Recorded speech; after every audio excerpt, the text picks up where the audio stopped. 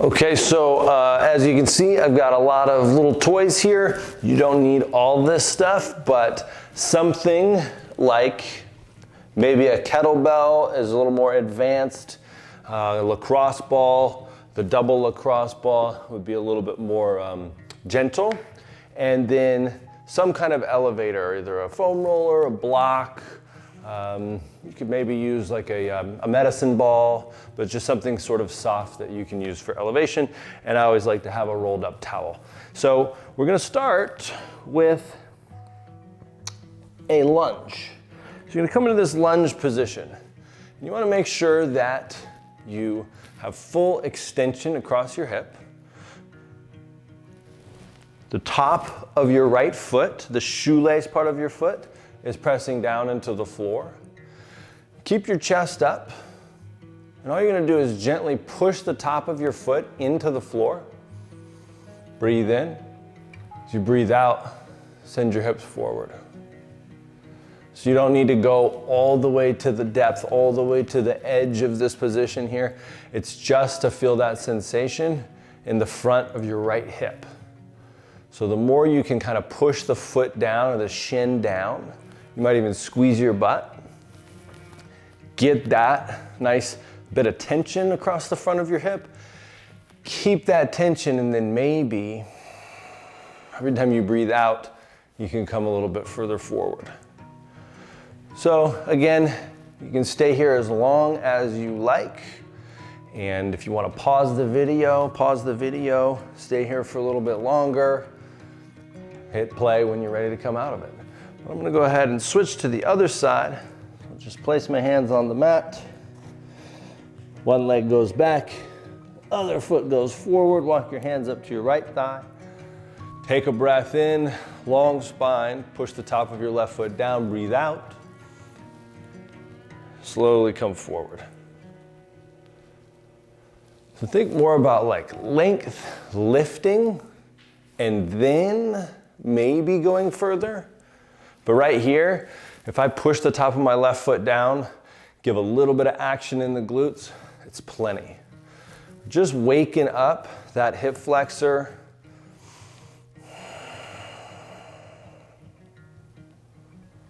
We've got a lot more that's gonna add to it after. So you can stay here for a little bit longer if you like. When you're ready to come out, just go nice and slow. Send your hips back, hands to the floor.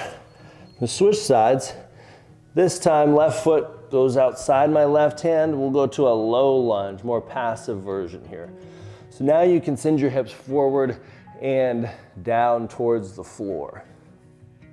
And if you want, if you've got one of these fun little tools here, you might be able to take your forearms down there. You might even go to the lower side. And if you stay in this for long enough, breathe slow. Who knows, maybe both forearms can make their way to the floor. Don't feel like there's a right or a wrong way. Just chase that sensation in the front of the right hip. And slowly walk your hands back. Step your right foot up. Send the hips forward.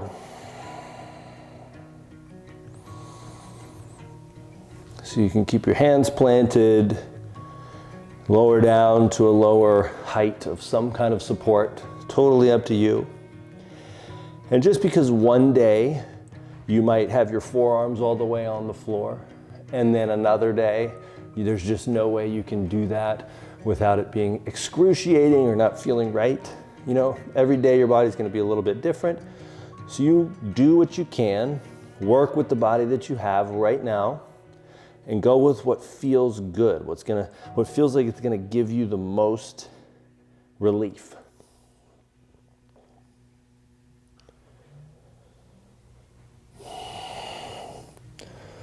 Slowly back on out of there. So now my favorite thing is going to be a little psoas smash. So you can do it with a kettlebell or you can do it with a lacrosse ball. We'll start with this. I have a double. It doesn't really matter. You can do it with a single or a double. But if you think about your hip bone, right? It's right here.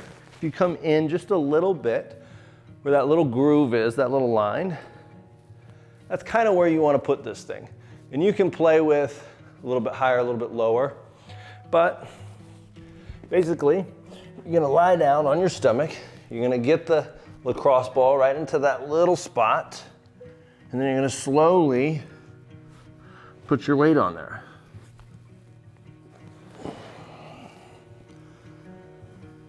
And you can smash kind of in and out. And you can go up. Ooh, there it is.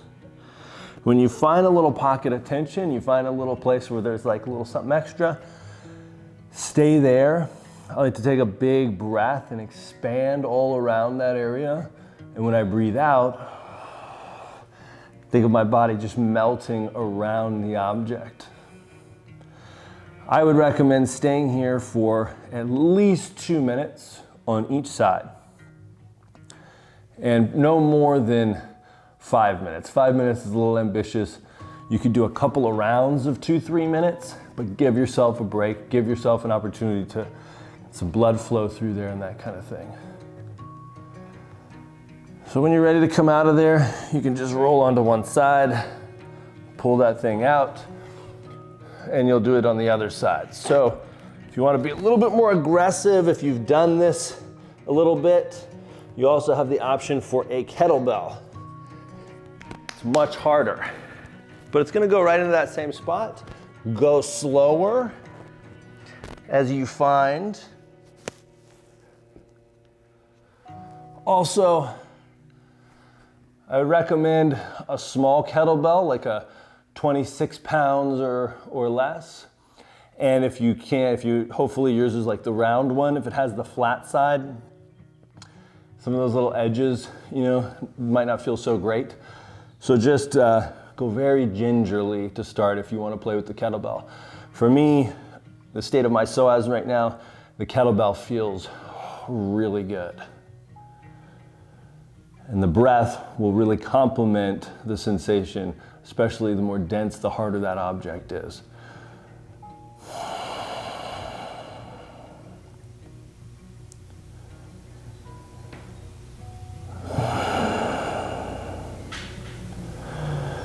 You can also bring your forearms flat on the floor. I think that this is actually a little bit less intense. If I start to lift my chest up, it pushes my hips down. And so it's gonna kind of smash me a little bit further, deeper into that kettlebell.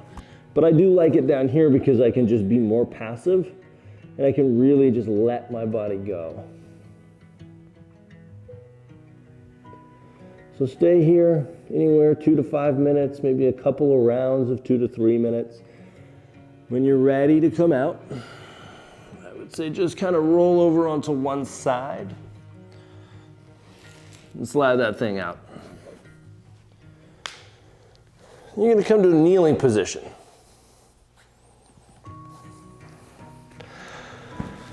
I like to go knees wide, big toes touching behind you. Hands on the floor behind you. Now this might be enough. The idea is to chase that sensation, quads, hip flexors, this whole front of the hip area. So start by lifting your hips up into the air and pushing the tops of your feet down into the floor. And you'll feel that action. So this might be plenty. You always have the option to come down to your forearms. And then of course, if you're really feeling it, you can come down to your shoulders. The thing to be careful of if you come down to your shoulders is like crazy extension in the back, any kind of compression, any pain in the knees, avoid all of that.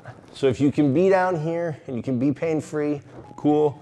No matter what version you're in, Always be pressing the tops of your feet down. Think about every inhale, draw your tailbone this way. And every breath out, pull the front of your ribs a little bit closer towards your hips. Ooh. And again, just chasing that sensation across the front of your hips and maybe the quads. When you're ready to come out of it, if you're all the way down, you're just gonna slide your fingers under the shins and come up to your forearms, slowly to the hands, and then walk your hands around in front. The last thing we're gonna do, sit your hips over to one side, come onto your back. Either the block or the foam roller. Lie down onto your back. Slide your object underneath your lower back, like your sacrum, tailbone, that kind of thing. And then, straighten one leg. Right now, for me, I'm feeling like one leg at a time. So you can do one leg, and then the other leg. And that feels like just the right amount, just a really gentle kind of finisher on that hip flexor. You know, you can definitely, if you want, go 2 legs. For whatever reason, I feel that little bit of compression in my lower back when I do that, so I'm gonna have to add support with one leg. And another little option, if it feels good, this kind of comes a little bit out of the front of the hip and into the inner thighs, but you can take your knees out wide. You can feel a little bit of that up here as well. So your choice. If you're in that cobblers, that wide knee position, bring the soles of your feet down. Slide the block or the foam roller or whatever you got out from under you. Extend your legs out and away from you. Take at least 5 breaths.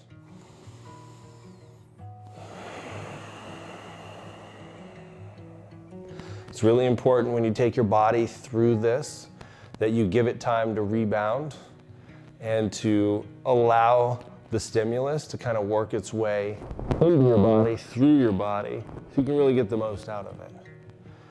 When you're ready to come out, you slide over onto one side, plant your hand, push yourself up, and have the best day ever.